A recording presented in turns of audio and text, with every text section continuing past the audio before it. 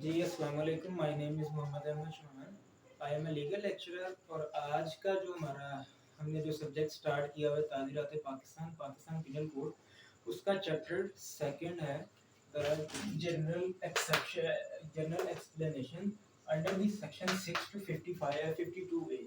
ये चैप्टर 2 है हमारा बीपीसी का। इसमें कुछ ऐसे जनरल क्लॉजेस, ऐसी डेफिनेशन को दिया गया है जिसको हमें समझना बहुत ज़रूरी है आगे फर्दर एक्ट को पढ़ने के लिए। जब तक हम इनको नहीं अंडरस्टैंड करेंगे तब तक हमारे लिए पीपीसी पढ़ना बहुत डिफिकल्ट है। और मैं भी उसकी कुछ अंडरस्टैंडिंग हो और कुछ ना हो। अब मेरा पर्सनल ओपिनियन ये है कि जी कुछ लोग इस चैप्टर को छोड़ देते हैं, लेकिन इस चैप्टर को छोड़ना नहीं चाहिए। इसको डीपली थोड़ा सा पढ़ लेना चाहिए, एक दफ़ा दो दफ़ा पढ़ लेना चाहिए। और ये मोस्टली एग्जाम में लॉ गेट टेस्ट में भी इसमें से क्वेश्चन आते हैं। सो चलते हैं अपने लेक्चर की तरफ। जो पहली हमारी डेफिनेशन है अंडरस्टूड, वो अंडरस्टैंडिंग है सेक्शन 6 में।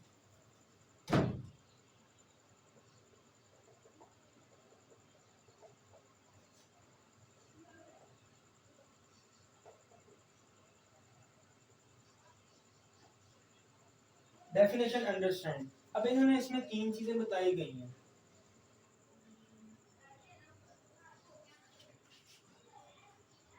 Definition of offence,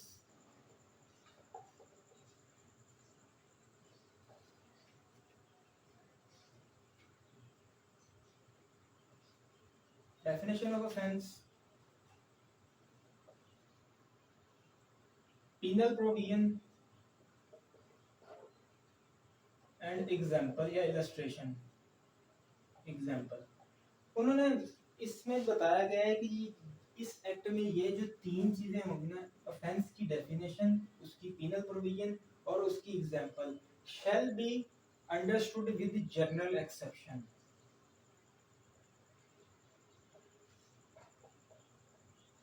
exception, general exception. अब एक अंडरस्टूड सी बात है कि where there is a general rule there is an exception.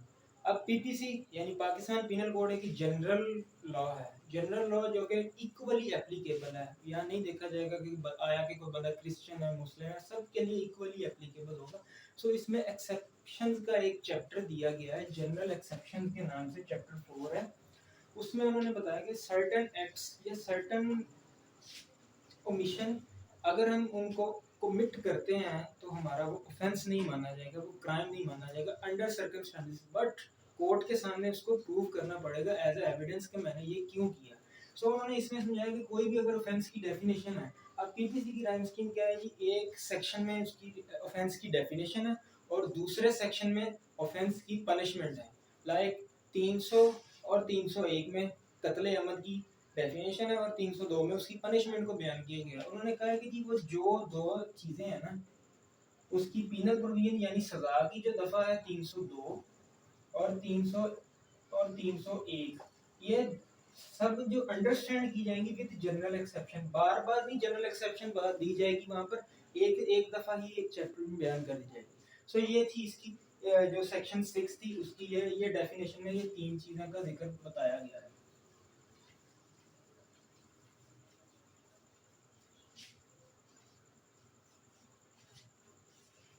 अच्छा जी, नेक्स्ट है section 7, sense of expression once explain. उन्होंने कहा है जी कि सेंस ऑफ एक्सप्रेशन आगे जाके कोई भी ऑफेंस की डेफिनेशन है या कोई भी है उसकी विद एक्सप्लेनेशन भी आगे सम टाइम दी होगी, एक्सप्लेनेशन 1 2 और 3 के नाम से। इस सेक्शन 7 के में ये बताया गया। नेक्स्ट जेंडर, सेक्शन 8, ये ज्यादा इंपॉर्टेंट है, मोस्टली पेपर्स में भी पूछी जाती है।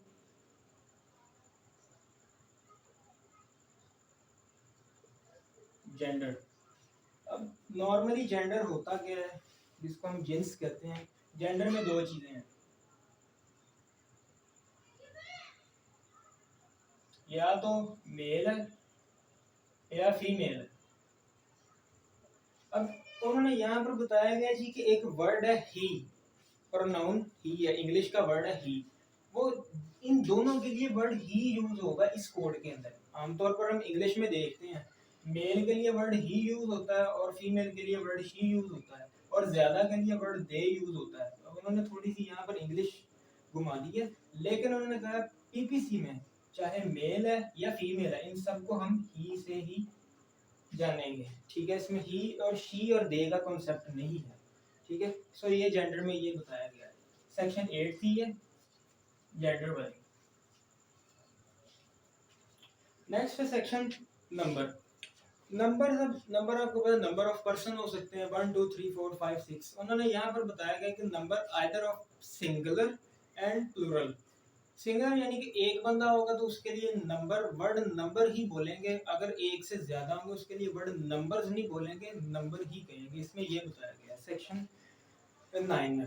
नेक्स्ट है सेक्शन 10 मैन एंड वुमेन। अब आमतौर पर मैन एंड वुमेन कौन है, फीमेल या मेल। मेल के लिए उन्होंने कहा एट एनी एज, चाहे वो 1 साल का है मेल, चाहे वो 100 साल का बूढ़ा है, उसको हम मैन कहेंगे। लेकिन अगर वो वुमेन है तो उसके लिए चाहे वो 1 साल की लड़की है, 1 साल की बच्ची है, चाहे वो 100 साल की बूढ़ी है, तो उसके लिए हम वर्ड वुमेन का यूज करेंगे।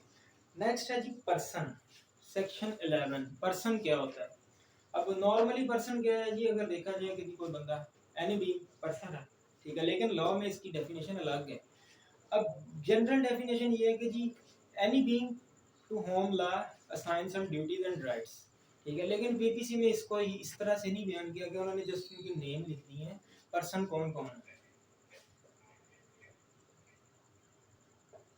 पर्सन कौन कौन है।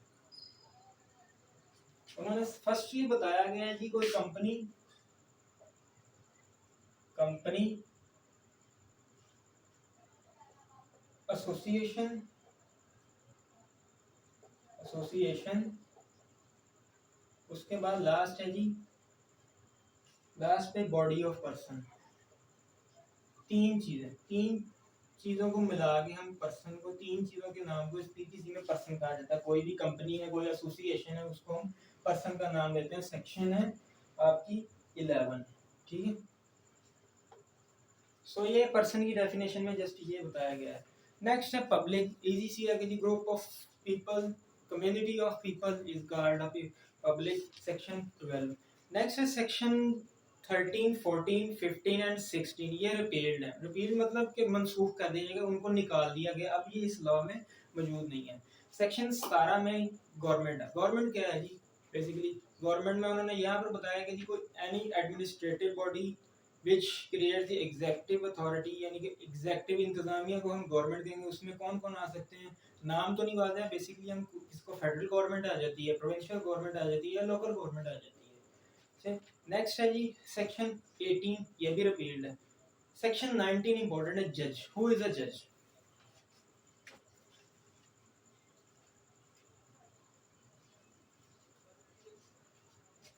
उन्होंने जज का वर्ड क्यों यूज किया, जज, हु इज जज। अब नॉर्मली हमारे ध्यान में क्या है जी, जज के जी जो फैसले सुनाता है वो जज होगा। यहाँ भी नो डाउट उन्होंने यही बात कही है, लेकिन थोड़ी सी घुमा फिरा दी कि जी any person not officially designated as a जज but also empowered to civil and criminal litigation.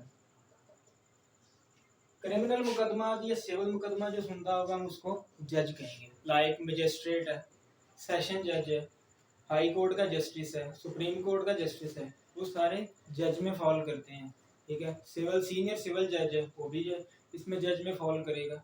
District जज है, वो भी जज में आएगा। ऑल्दो इन दोनों की पावर डिफरेंट है। सिविल जज के पास सिविल मुकदमा है, क्रिमिनल मजिस्ट्रेट के पास क्रिमिनल मुकदमा है। तो ये था जी जज का कॉन्सेप्ट।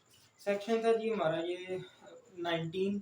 नेक्स्ट है सेक्शन 20 कोर्ट ऑफ जस्टिस। ये भी उससे थोड़ा सा मिलता जुलता है। उन्होंने कहा जी any person who is empowered to act judicially alone, कि एक बंदा जो एक्ट जुडिशियल एक्ट कर सके उसको हम कोर्ट ऑफ जस्टिस का नाम देते हैं। सेकंड नेक्स्ट है 21 सेक्शन 21 पब्लिक सर्वेंट।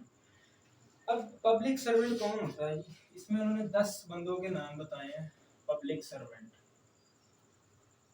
10 बंदे जिनमें से एक दो वैसे ही रिपील कर दिए गए, निकाल दिए गए। Public servant. अब पहला कौन है जी, कोई आर्मी आर्मी ऑफिसर ले लें, ऑफिसर पहला। दूसरा है जी जज, जज ऑफ कोर्ट या any officer of court,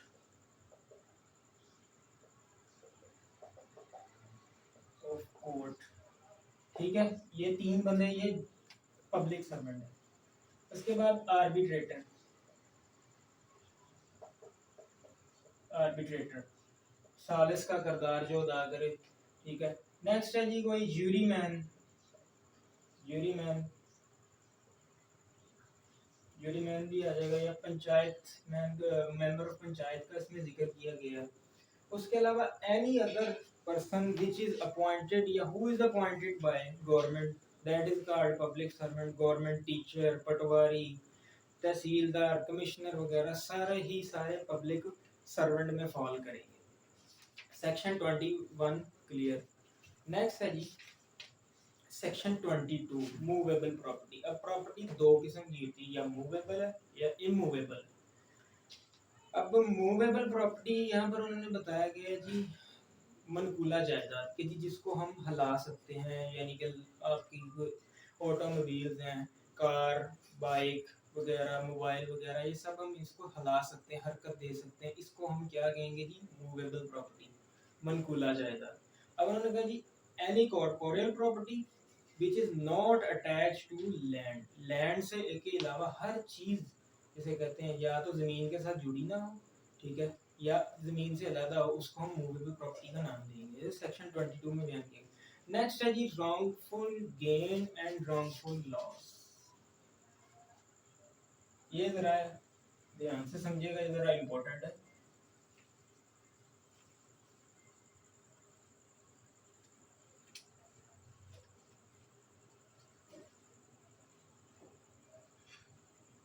wrongful gain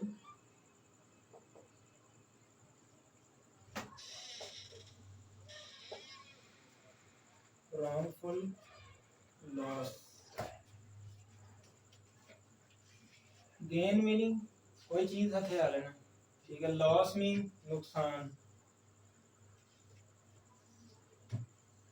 mister A ने मिस्टर बी की बाइक चुरा ली। अब इसने बाइक चुरा ली क्योंकि लीगली इंटाइटल नहीं था, चुराई बाइक इसके पास चली गई, ये जो बाइक इसके पास गई इसका रॉन्गफुल गेन है, और इसको जो बी को लॉस हुआ उसको रॉन्गफुल लॉस में गिना जाएगा। ये था जी दो मेन डेफिनेशन, इसको मोस्टली पेपर में पूछा जाता है। नेक्स्ट है जी डिसऑनेस्टली। यही दो चीजें कि any person with the intention of wrongful gain and giving the wrongful loss, किसी से रॉन्गफुली गेन करना और उसको लॉस पहुंचाना डिसऑनेस्टली में फॉल करेगा। नेक्स्ट 25 सेक्शन है fraudulently. Fraudulently with the intention of defraud to any person, किसी की प्रॉपर्टी हथिया लेना, फ्रॉड करके किसी की वैल्यूएबल सिक्योरिटी पे साइन करवा लेना, उसको हम फ्रॉडुलेंटली बोलेंगे। सेक्शन 26 है reason to believe, sufficient reason to believe कि जी एक चीज का होना, बाकी किसी चीज पे यकीन किया जा सके, हम इसको रीजन टू बिलीव में फॉल करते हैं। सेक्शन 27 है जी property in the possession of wife, clerk and servant. कि कोई भी प्रॉपर्टी है जो किसी के वाइफ के, क्लर्क या सर्वेंट के कब्जे में होगी, उसको हम property in the possession of clerk and wife and servant में डालेंगे। नेक्स्ट है 28 काउंटर फिटिंग। काउंटर फिटिंग क्या है जी धोखाधड़ी, जालसाजी करना, किसी कोई ऐसी चीज बना देना, कोई गवर्नमेंट स्टैंप बना देना, कोई करेंसी नोट छाप देना जिसको लगे कि जी वो ओरिजिनल है धोखाधड़ी के लिए, लेकिन वो ओरिजिनल हो नहीं, उसको हम काउंटरफिट कहेंगे। नेक्स्ट है डॉक्यूमेंट। What is document? आमतौर पे क्या है जी कोई भी एनीथिंग जो रिटन फॉर्म में होगी वो डॉक्यूमेंट है। यहाँ भी यही कहा गया in the form of letter, marks या anything which is used in for the evidence of court that is called as document। यानी कि उन्होंने यहाँ पर कॉन्ट्रेक्चुअल डॉक्यूमेंट की बात की है, ठीक है, और उसके अलावा बिल ऑफ एक्सचेंज की बात की है, या कोई anything that is used in the evidence for court. Next है वैल्यूएबल सिक्योरिटी। हम आमतौर पर क्या है जी घर खरीदते हैं, प्लाट खरीदते हैं, रजिस्ट्री करवाते हैं, उसकी जो रजिस्ट्री करवाई है वो एक लीगल राइट क्रिएट कर देती है दूसरे बंदे का कि जी वो इंटाइटल है पूरी तरह हर लिहाज से कि उसकी वो प्रॉपर्टी है, वो जब चाहे सेल कर दे, जब चाहे उसको किसी को गिफ्ट कर दे, ठीक है, विल कर दे, उसकी प्रॉपर्टी है, ठीक है, वो वैल्यूएबल सिक्योरिटी क्रिएट हो रही है वहाँ पर कि जी उसका राइट है जो चाहे कर दे। वो जो रजिस्ट्री है या हिबानामा है जो भी है उसको हम वैल्यूएबल सिक्योरिटी कहेंगे। नेक्स्ट है विल। विल क्या है जी? वसीयतनामा। उन्होंने यहाँ पर लफ्ज लिखा है टेस्टिमेंट्री डॉक्यूमेंट। टेस्टिमेंट्री डॉक्यूमेंट के जी कि एक ऐसी डीड, ऐसा नाम, ऐसी चीज तैयार करना, ऐसे ऐसा पेपर तैयार करना जिसके जरिए किसी को कोई चीज वसीयत की जा सके, हम उसको टेस्टामेंट्री डॉक्यूमेंट कहते हैं। यहाँ पर वर्ड में का विल मीन टेस्टिमेंट्री डॉक्यूमेंट। नेक्स्ट है 32 छोड़ के 33 पे आ जाए, act and omission. Act and omission का मतलब है जी कोई भी काम, कोई भी गलत काम या किसी काम को करने का हुक्म दिया गया, उसको छोड़ दिया गया, उसको ओमिशन में डाल दिया गया, ठीक है। अब उन्होंने कहा जी एक से ज्यादा एक्ट अगर परफॉर्म किया जाए, वही सिंगुलर प्लूरल वाली कहानी कि जी अगर एक से ज्यादा एक्ट परफॉर्म किया गया उसको भी हम एक्ट ही बोलेंगे, एक्ट्स नहीं बोलेंगे। अगर कोई एक से ज्यादा ओमिशन की गई उसको हम ओमिशन बोलेंगे, ओमिशन नहीं बोलेंगे। नेक्स्ट है जी, नेक्स्ट जो डेफिनेशन है वो मोस्ट इम्पोर्टेंट है, section 34 concept of common intention.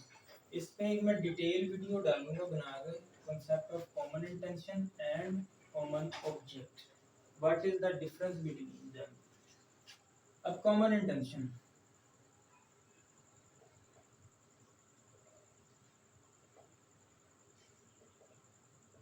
Intention बामी रजामंदी, बामी रजामंदी क्या हुआ जी? उन्होंने यहाँ पे लिखा है when a criminal act is done by several person in the furtherance of common intention, यानी कि उनकी जो इंटेंशन थी सबकी सेम थी, each and every person is liable to for that offense या crime। क्या फॉर एग्जांपल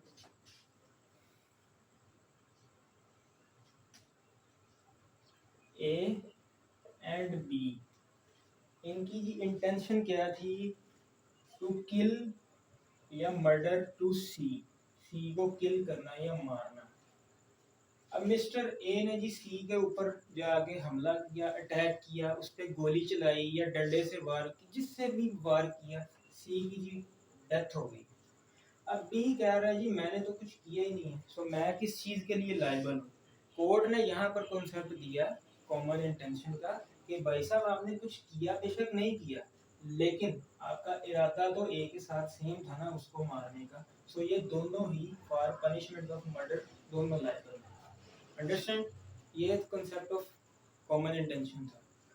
नेक्स्ट सेक्शन 35 भी सेम है, इसी तरह का। उसमें कहा गया है where an act which is criminal only reason of its being done with the criminal knowledge or intention is done by the several person, each and every person who is joined in that act shall be knowledge with intention, यानी कि उनकी intention भी थी, knowledge भी थी कि उनका act जो है वो हार्म करने वाला है, ठीक है। intention is liable to act in the same manner if act is done whereby him alone, अगर एक बंदा करता उसी तरह ही इन तीनों को यानी इन दोनों को सजा हो। ये दोनों सेक्शन 35 एंड 34 ये दोनों सेम है। आगे है जी effect caused partially by act and partially by omission. उन्होंने कहा है जी कोई एक्ट होगा, कोई ऑफेंस होगा, मे बी वो पार्शियली एक्ट हो, पार्शियली ओमिशन हो, ठीक है। इसमें सिर्फ जस्ट ये बताया गया। सेक्शन 37 है जी corporate by doing one of several acts constituting. Corporate करना जी मिल जाना किसी एक्ट के लिए, किसी काम के लिए। अब दो या दो से ज्यादा बंदे मिल जाते हैं, यही एग्जांपल है, बी ए और बी मिलते हैं सी को मारने के लिए, दोनों कॉर्पोरेट कर रहे हैं एक दूसरे। इसको पॉइजन दिया है इन्होंने मारने के लिए, स्लो पॉइजन दिया गया जी, स्लो स्लो इसकी डेथ हो गई।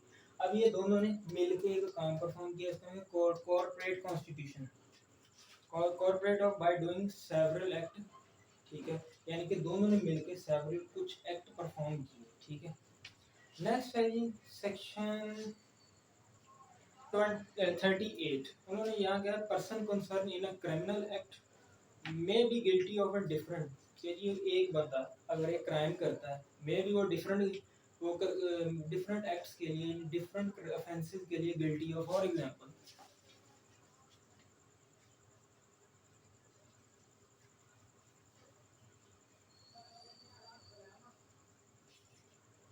एक बंदा जाता है जी चोरी करने के लिए किसी के घर में, थेफ्ट कमिट करने के लिए, मिस्टर ए था, थेफ्ट कमिट करने गया है जी, पहला ऑफेंस आ गया थेफ्ट, थेफ्ट, ठीक है। दूसरा ऑफेंस आ गया जी किसी के घर में एंटर हो गया तो उसने क्रिमिनल ब्रीच ऑफ ट्रस्ट कर दिया, breach of trust, sorry breach of, sorry criminal breach of trust नहीं, क्रिमिनल ट्रेसपासिंग,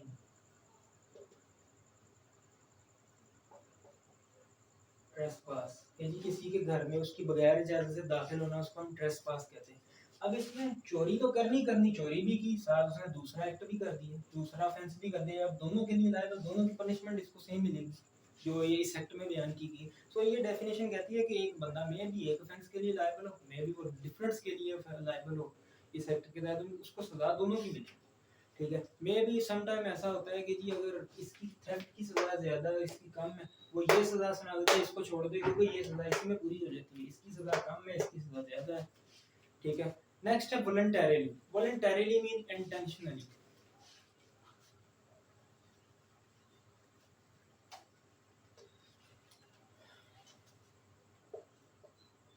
वॉलंटरीली, वॉलंटरीली। अब अक्सर आप आगे जाएंगे ऑफेंस पढ़ेंगे जी whoever voluntarily, whoever intentionally, whoever willfully। अब ये तीनों वर्ड एक ही जुबान में है जी, वॉलंटरीली इरादतन, इंटेंशनली कोई चीज कमिट करना, voluntarily murder, voluntarily theft committing, ठीक है, voluntarily enter into someone's house, सारा कहाँ जाएगा जी, इरादा, इसका भी मतलब है इरादा, इरादा, दोनों का मतलब कि जी नियत किया थी दोनों, ठीक है। नेक्स्ट है जी ऑफेंस, ऑफेंस सब एक वाइडन सेंस में भी है लेकिन उन्होंने यहाँ पर जस्ट ये क्या ये कह दिया सेक्शन 40 में कहा है कि जी an act which is explained which is explained into PPC Pakistan penal code, लेकिन ऑफेंस की डेफिनेशन क्या है, an act which is prevented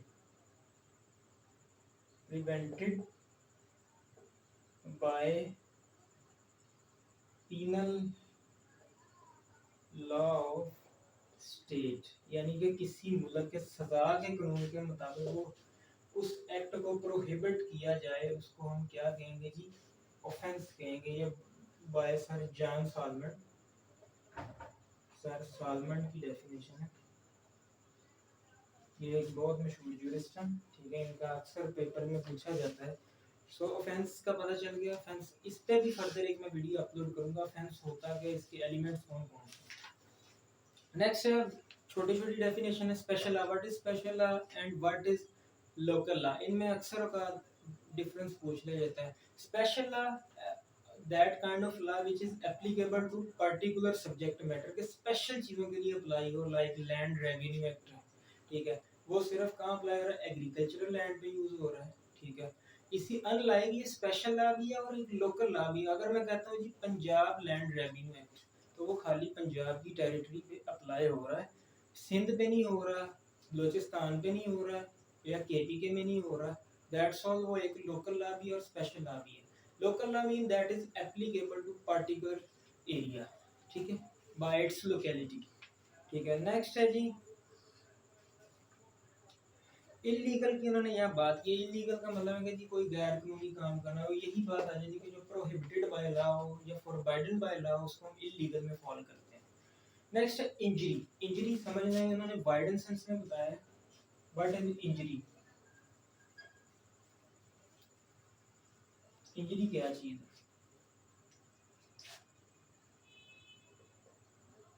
injury. अब अगर पीपीसी के अकॉर्डिंग इसी डेफिनेशन में उन्होंने तीन चार चीजों को यहाँ बयान किया है।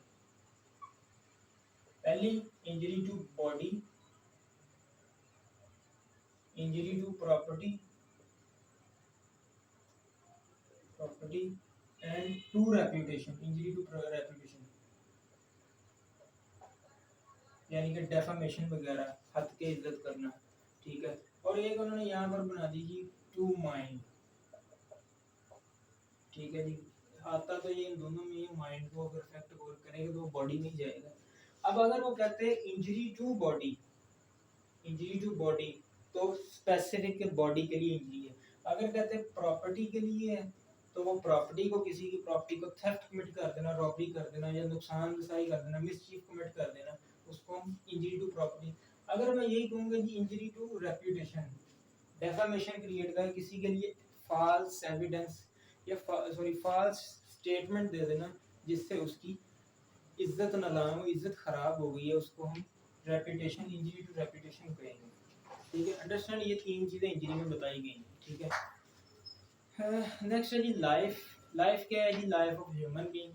अगली डेफिनेशन है 46 सेक्शन में कि जी death, death of human being, ठीक है। अनलेस, उन्होंने एक वर्ड बताया कि जी unless to the contrary, contrary of the context. अगर कॉन्टेक्स्ट में डेथ, खाली डेथ लिखा तो मीन ऑफ ह्यूमन बीइंग, अगर उन्होंने डेथ के साथ एनिमल लिख दिया तो मीन एनिमल की डेथ, दैट्स ऑल।